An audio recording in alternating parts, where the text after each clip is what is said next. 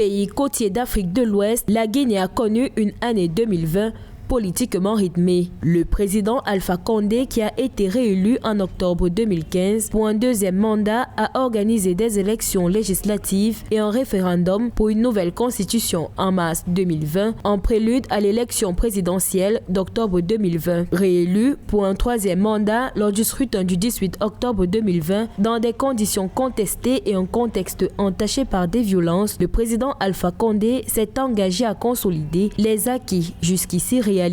L'année 2020 a été une année électorale sur la partie occidentale de l'Afrique. L'opposition guinéenne s'est fortement distinguée par l'absence d'une véritable cohérence dans sa stratégie d'accession au pouvoir.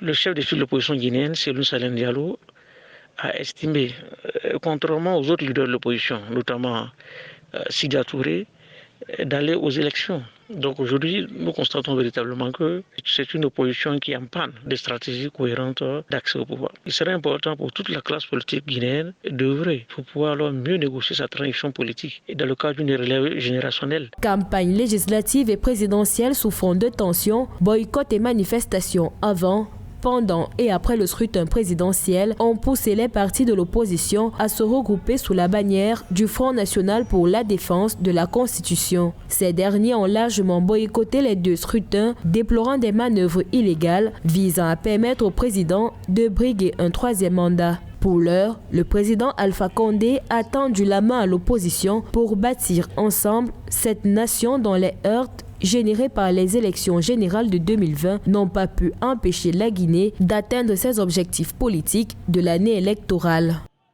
L'échec de la stratégie électorale de l'opposition guinéenne était prévisible. Nous sommes dans un pays avec une démocratie essentiellement ethno-tribale. Sur les 400 millions de Guinéens inscrits sur la liste électorale, près de 22% étaient issus de la région de Kankan, qui est le fief du parti du président Alpha Condé, alors que le fief de l'opposant guinéen Cellou Diallo était quasiment à moins de 8% déjà du fichier électoral. Face à la crise politique actuelle de la Guinée, de nombreux analystes ont proposé aux acteurs politiques de discuter en vue d'une solution durable aux défis qui semblent non relevables.